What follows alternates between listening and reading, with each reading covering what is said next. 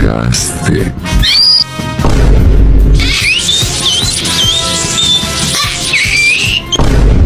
Por favor, no me viole. Por favor, no me viole, no me viole.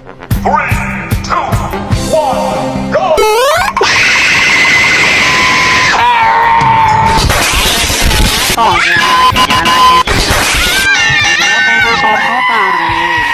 Oh my God!